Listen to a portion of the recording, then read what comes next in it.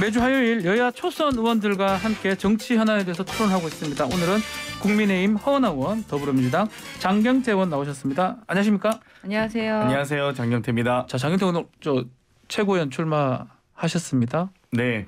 얘기 한번 해주십시오. 아무래도 제가 직전 혁신위원장으로서 그 어느 때보다 더불어민주당의 혁신이 매우 필요하고 중요할 때인데요. 또 혁신 최고위원이 되어서 혁신안을 추진하고 또 당의 혁신을 주도하겠다라는 약속을 드렸습니다. 17명이 지금 최고위원 민주당 지금 출마를 했는데 컷오프가 8명입니다. 그러면 한 9분이 지금 탈락이 돼야 되는데 자신 있습니까? 그 어느 때보다 혁신민주당을 만들겠다는 간절하고 절박함으로 호소드려야 된다고 생각하고 있고요. 또 그렇게 노력하고 있습니다. 알겠습니다. 자, 본격적인 이야기 이어가겠습니다. 자, 대통령직 사적 채용 논란 갈수록 좀 커지고 있는데 대통령실에서는 뭐 적법한 절차다. 그래서 채용에 문제가 없었다라고 하고 또 부당한 정치 공세 아니냐 프레임을 막 만들었다라고 얘기를 하고 있는데 일단 어떻게 보십니까? 우선 허원님. 네. 상당히 조심스럽다. 그 적법한 절차에 따라 채용을 했음에도 불구하고 국민들께서 사적 채용이라고 보고 계신다면은 그 부분은 좀 저희의 문제가 있을 수도 있다라고 생각합니다. 왜냐하면 오해하지 않게 만드는 것 또한 저희가 해야 할 소통의 하나가 아닐까 하는 생각이 드는데요. 우선 왜 적법하느냐라는 것에 대한 설명을 좀 드려야 될 것 같습니다. 그 대통령실의 인사책임 라인이었던 것은 그 권성동 직무대행이 아니라 대통령 당선인 비서실장이었던 장제원 의원이라고 지금 알려지고 있지 않습니까? 근데 어제 장제원 의원이 이번 논란 관련해서 구체적 사실관계를 좀 밝혔습니다. 국민캠프 행정실, 당사무처, 국회의원과 당협위원장, 인수위 행정실, 뭐 인사혁신처 등 여러 추천을 받았다. 각 뭐 의원실에서도 국회의원들이 이제 추천도 하기도 하니까요. 그렇겠죠.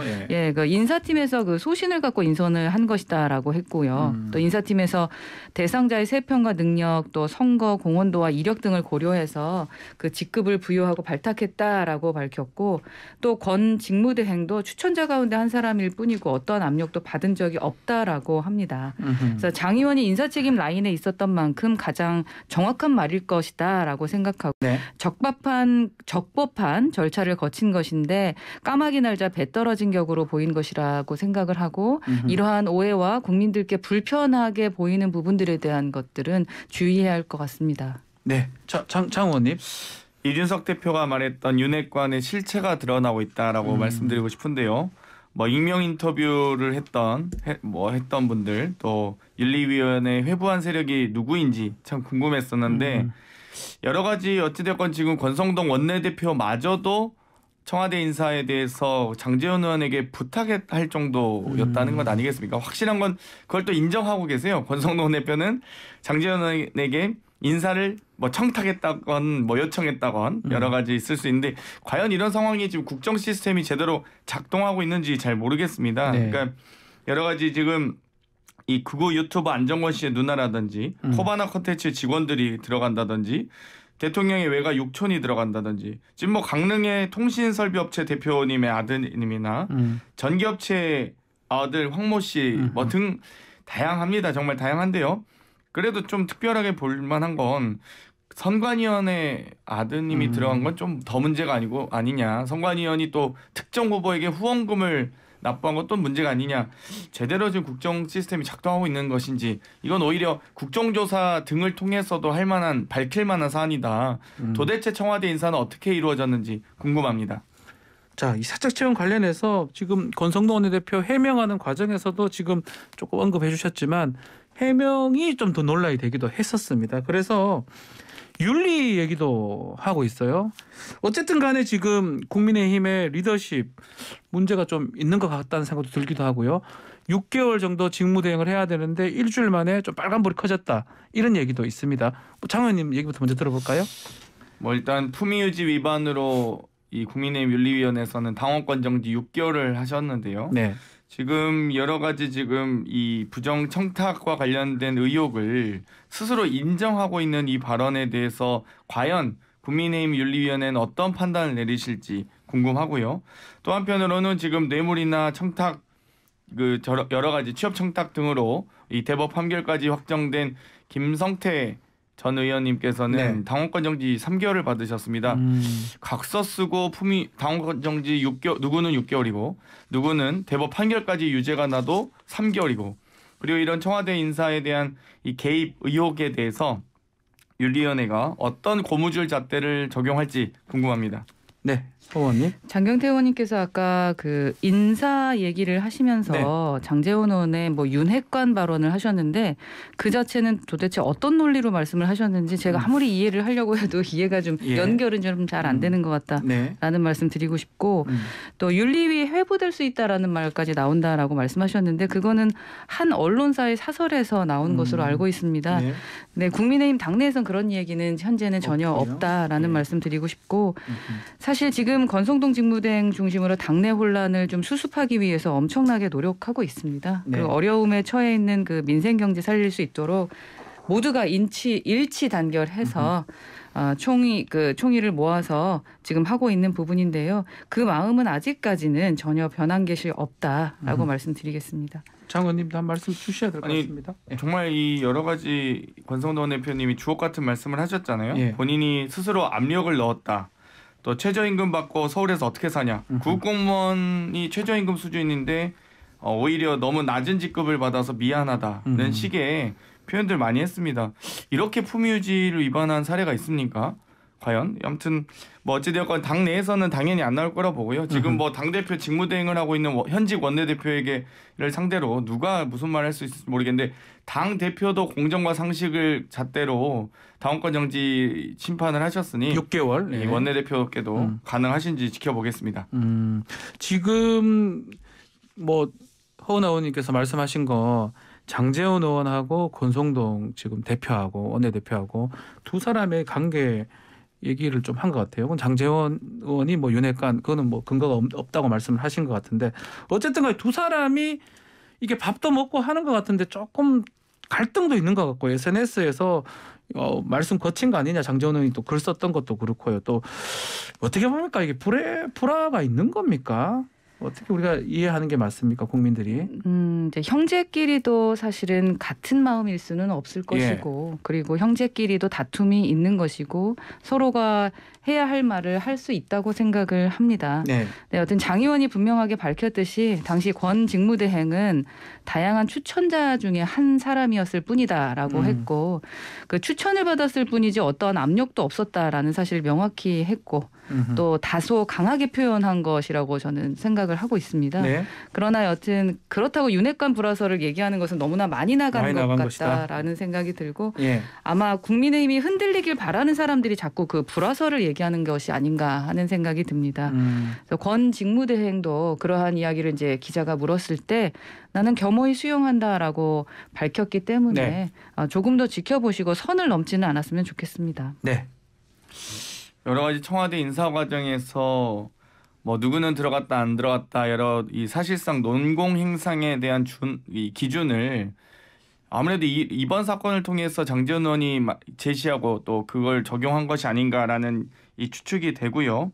어찌되었건 이 장제원 의원이 의원 모임을 만든다고 했을 때 또 그 모임에 장제원 의원이 합석을 하냐 안 하냐 가지고 권성동 대표와 신경전도 있었고 한 번 형은 영원한 형이다 이런 주옥 같은 발언이 있지 않았습니까? 그런데 이번에도 권성동 대표와 장제원 의원의 식사 장소가 공개된 것을 기자들에게 공개된 것을 두고 장제원 의원은 또 불쾌감을 감추지 않았다고 해요. 어찌되었건 왜 불쾌하셨는지 여러 가지 두 분이 이 정치적 쇼잉에 그칠 것이 아니라 진정한 의미의 국정 운영을 제대로 좀 논의했으면 좋겠습니다.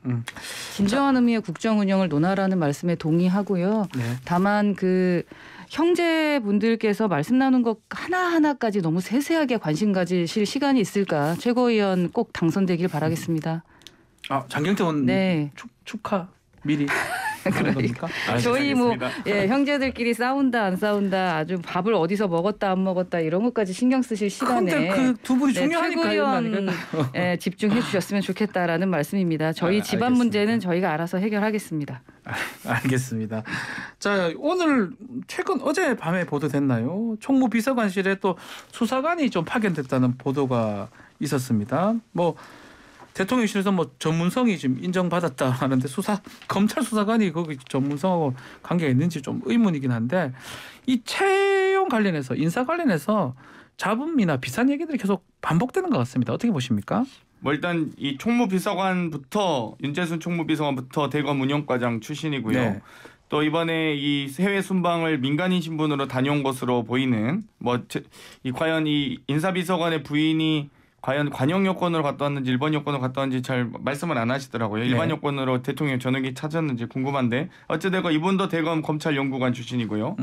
또 여러 가지 지금 이 과연 사정기관에 민정수석실에 검찰 수사관이 파견된 사례는 있을지 모르나 관저나 청와대 예산을 담당하고 있는 총무비서관실에 수사관이 파견돼 있다. 그리고 현재 지금 정식 파견 절차를 받지 않은 것으로 지금 네. 알려지고 있거든요.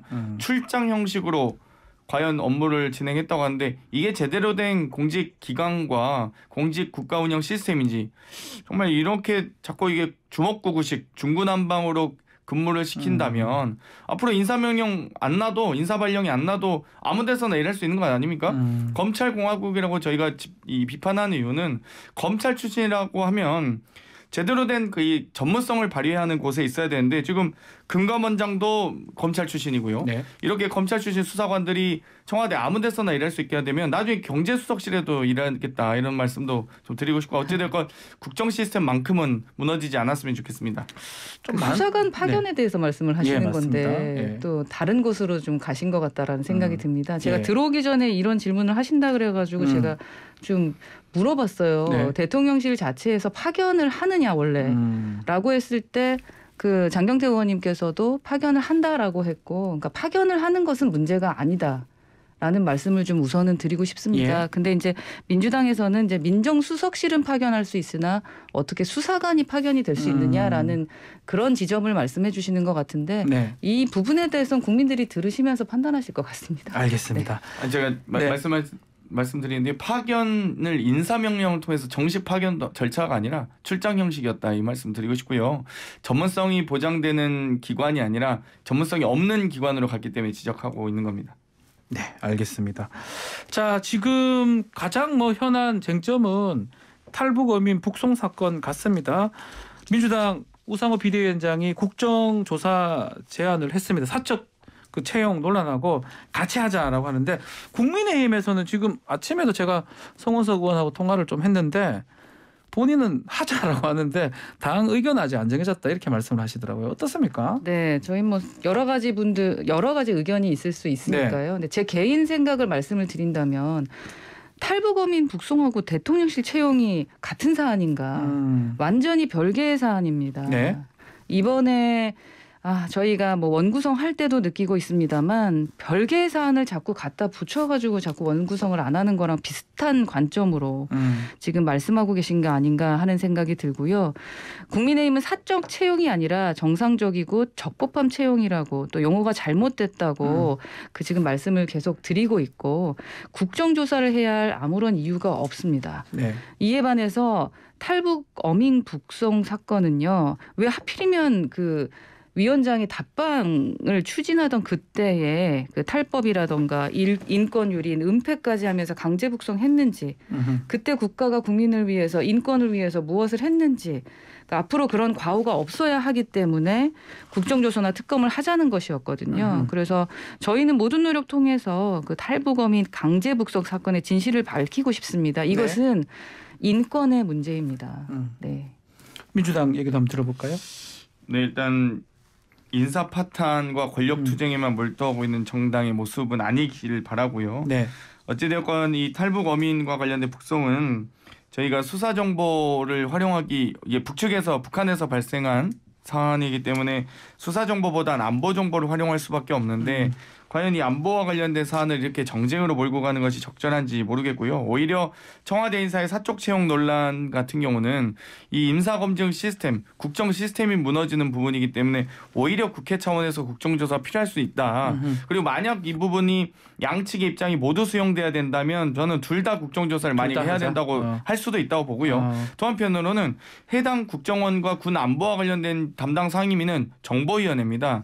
보통 여당이 정보위원회를 이 원구성 협상할 때 이 정보위는 보통 여당의 담당인데 위원장이요. 예, 예 위원장이 해서 근데 정보위원장을 지금 안 하시겠다고 제가 들었습니다. 뭐 사실인지는 확인까지 못 하시겠지만 가급적이면 결과가 발표 났을 때 정보위원장만큼은 국정운영 책임이 있는 여당에서 담당하시길 바라겠습니다. 그러니까 관례적으로 여당이 정보위원회를 가져갔기 때문에 가져가라. 그러면 관례적으로 법사위는 저희가 가져갔으니까 가져가면 되는 건데 이때는 여당이 가져가야 되는 건데 왜 안 가져가나. 저 때는 이거는 우리가 야당이 가져가야 된다라고 말씀하시는 그러한 논리가 조금 안 맞는 것 같다라는 말씀을 좀 드립니다. 네.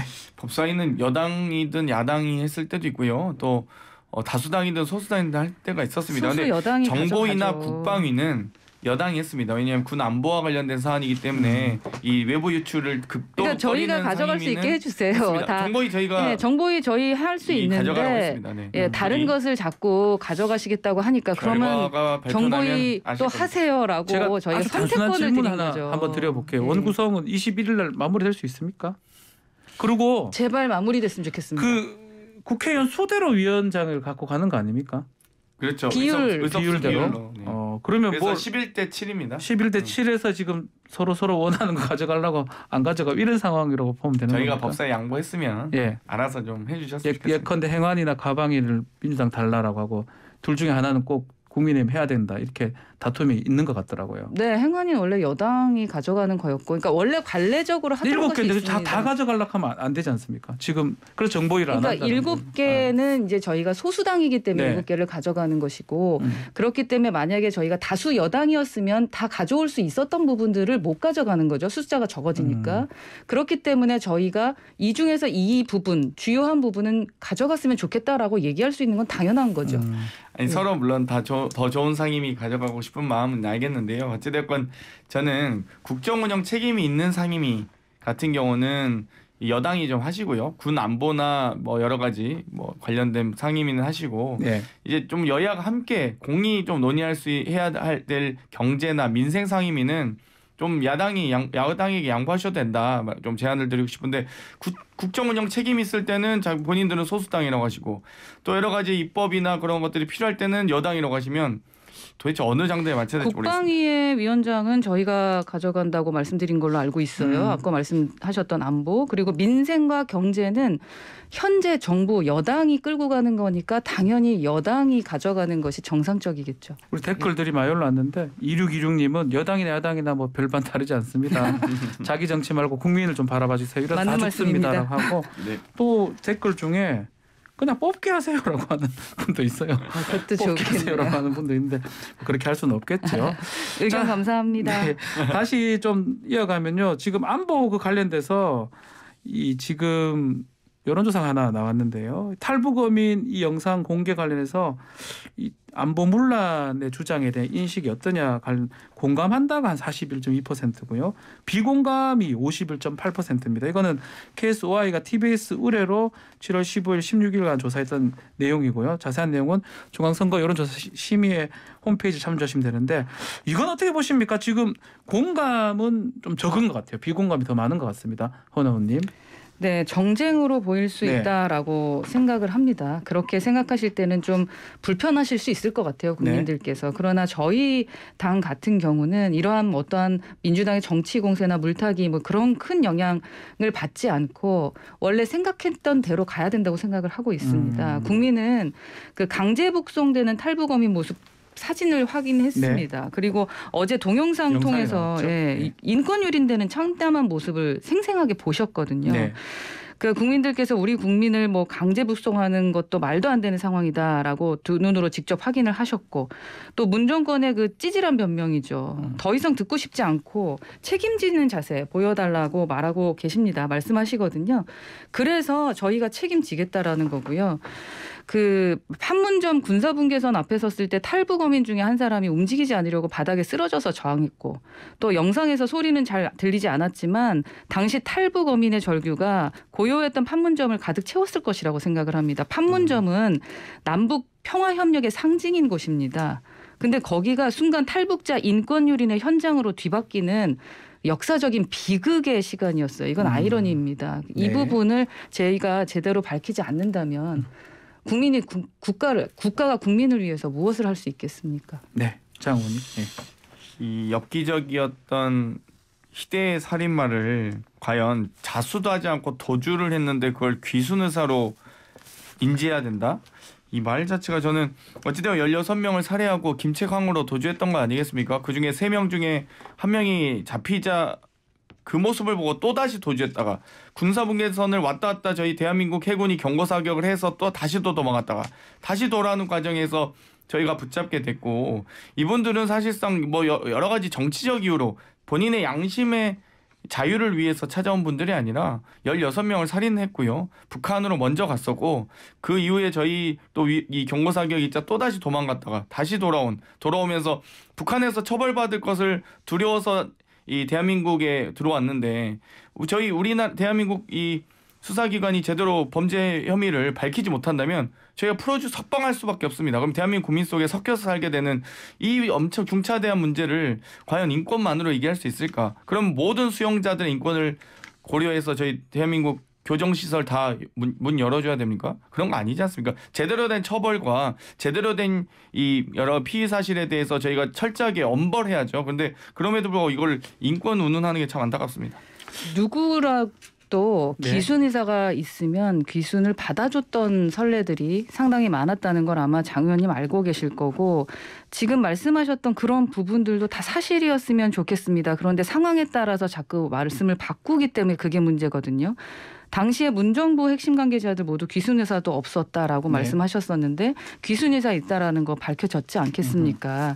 그래서 말 바꾸기인지 아닌지 진실을 밝히는 것은 정말로 중요한 것 같습니다. 네. 자, 도어 스태핑 얘기가 또 많이 나오고 있는데, 특히 어제였나요? 윤석열 대통령 출근길에 사적 채용에 대해서는 답변을 좀 회피하는 좀 모습입니다. 지지율하고 좀 연관성이 있는 것 같은데, 이렇게 말을 좀 아낀 이유가 뭐라고 보십니까? 아무래도 이 질문 자체에 대해 도어 스태핑하는 이유 자체가 기자들의 질문에 이 성역 없이 답변하겠다는 약속인데요. 그 약속을 지금 34초 만에 끝난 것 아니겠습니까? 네. 어찌됐건 지금 이 채용 논란에 대해서 본인이 좀 더 알아보겠다거나 본인이 뭐 아직 파악이 안 됐다거나 혹은 그 부분이 조금 유감스럽게 생각한다거나 입장이 나와야 되는데, 다른 말씀 또 없으세요? 이렇게 답변을 회피하시면 도어 스태핑 왜 하십니까? 정치 쇼잉밖에 안 된다고 생각하고요. 어찌되었건 이 채용 부분은 이 여러 가지 국정 운영의 총책임자이신 윤석열 대통령께 있습니다. 설마 김건희 여사께 없으시길 바라고요. 답변을 꼭 이 윤석열 대통령께서 내일 도어 스태핑 때는 좀 말씀해 주셨으면 좋겠습니다. 네. 그 도어 스태핑을 왜 시작했는지가 상당히 중요한 것 같습니다. 그 장경태 의원님 말씀하셨던 것처럼 소통하기 위해서였죠. 국민들이 답답해하지 않도록 소통하기 위함이었는데, 정치적 언어가 있다라는 것을 우리는 좀 생각을 해야겠죠. 그래서 때로는 침묵이 더 많은 것을 말할 수 있다라고 생각했었을 것이다. 그리고 저희가 그러니까 윤 대통령께서 어떠한 말을 하면 또 그 말을 가지고 엄청난 공격들을 하시지 않습니까? 민주당에서. 그렇기 때문에 이 일을 더 키우고 싶지 않다. 답답한 마음을 침묵으로 표현한 것이 아닌가 하는 생각이 듭니다. 네. 자, 추가로 정부가 대우조선해양 하청노조 파업에 대해서 강경 대응을 방침을 지금 분명히 했습니다. 야당에서는 이게 제2의 쌍용차 사태 되는 거 아니냐 우려하고 있는데요. 이 부분 어떻게 보십니까?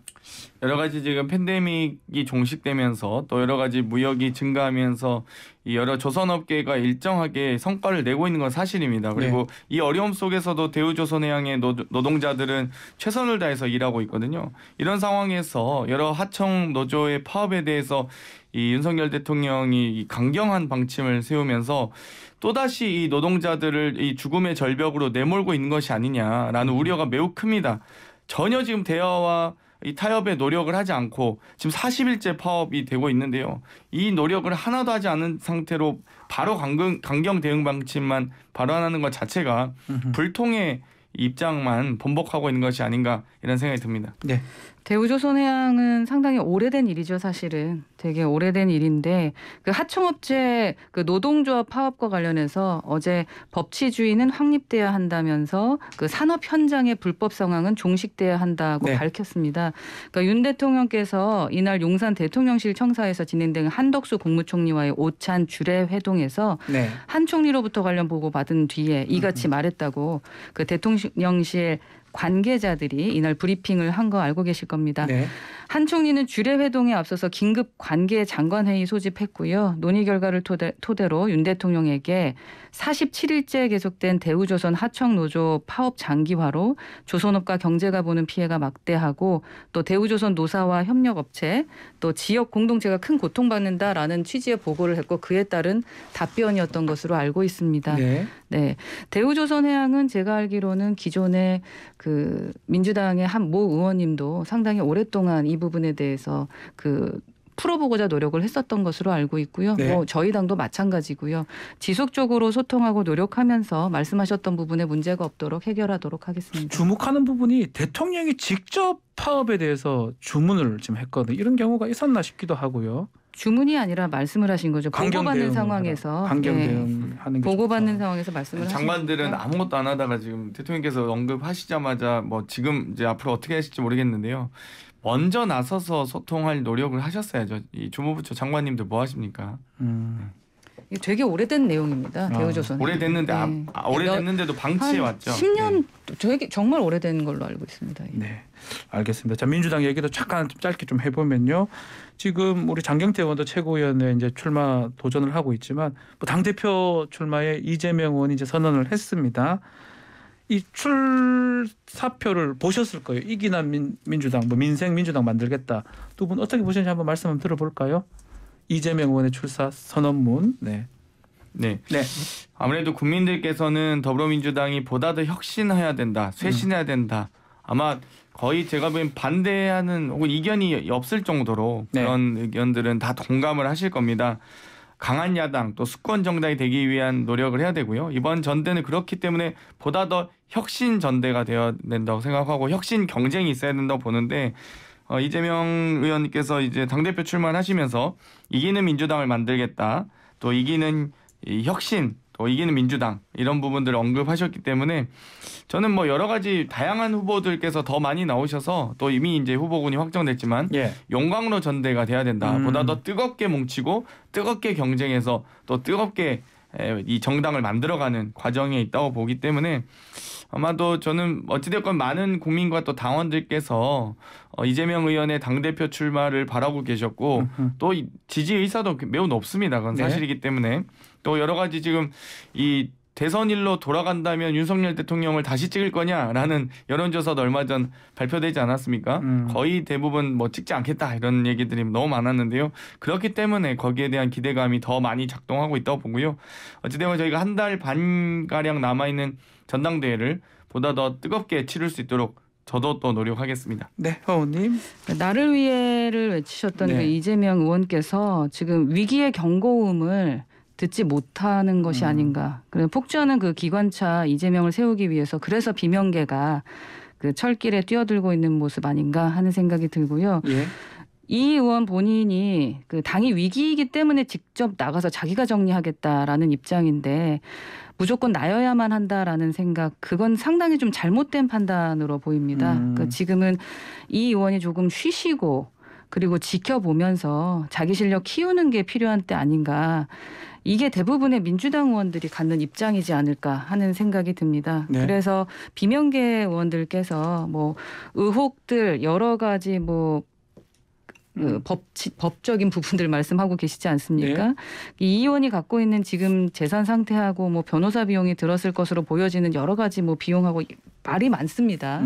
그래서 이러한 것들 상식적으로 생각하시고 어떤 것이 진짜 민주당을 위한 것인지 외부에서 바라봅니다만 한번 생각하시는 게 좋지 않을까 싶습니다. 지금 말씀하고 같은 맥락인데요. 서른 의원이 당내 반명이 많다라고 하던데 많아요? 비명, 반명. 우리 장경태 의원은 친명입니까? 이런 질문도 참 그렇긴 한데요. 그러니까 저도 본인 언론에서 스스로는 저를 뭡니까? 신명이다, 소장파다, 뭐 강경파다, 뭐다 이렇게 다양한 이름으로 쓰는데 네. 저는 뭐든 좋다고 생각하고요. 네. 다만 이제 어찌되었건 저는 이 혁신전대를 만들어가야 되는 것은 뭐 국민과 당원 모든 분들이 다 공감을 하실 텐데 어그로만으로는 혁신 전대가 되지 않는다 이렇게 말씀 좀 드리고 싶고요. 주의만 끌어서는 안 된다. 네, 이 또 작년 국감이나 대선 과정에서 네. 온갖 정치 공세와 무리수들이 있었습니다. 그럼에도 불구하고 뭐 특별히 나온 건 없습니다. 그렇기 때문에 또 특히나 우리 이 정당 안에서 여러 가지 공방과 검증은 있을 수 있습니다만 네. 우리가 무슨 검찰도 아니고 수사기관도 아니고 이렇게 마치 이 표적 수사하듯 또 이 검찰이 좋아하는 별건 수사, 기획 수사하듯 이런 식의 어떤 이 언급만 하는 거는 좀 저는 지양해야 된다 보고요. 이 여러 이 정치 지도자들께서 대표 또는 최고위원 후보로 나오셨으니 어떤 정당을 만들어갈지 비전을 좀 제시해 주셨으면 좋겠습니다. 근데 지금 대장동, 백형동 뭐 그리고 변호사비 대납 성남 FC 후원금 뭐 정말 너무 많죠. 그러한 유용 의혹으로 이미 검찰 경찰 수사 받고 계시잖아요. 근데 그게 억울하다고 호소하는 것은 무슨 근거인지는 잘 모르겠고. 아니 수사기관이 수사만 시작하면 그거 다 그리고 법인카드 의혹으로 수사하는 경찰의 경기도 압수수색 영장에 또 국고손실 혐의 피의자로 적시되어 있는 것으로 알고 있는데 다른 수사도 본격화하면서 수사 결과 기소될 가능성도 배제할 수 없는 상황이라고 들었는데 예. 알겠습니다. 뭐 수사기관이 알아서 하실 일이고요. 그 부분은 뭐 저희가 각 후보 캠프에서 수사를 하는 건 아니잖아요. 시간이 다 돼서 그 부분 다음에 한번 다시 뭐 기소가 되거나 예를 들어 수사 결과가 나오면 말씀을 좀 하도록 하겠습니다. 자, 오늘 말씀은 여기까지 듣겠습니다. 두 분 감사합니다. 감사합니다. 지금까지 장경태 더불어민주당 의원, 허은하 국민의힘 의원과 함께했습니다.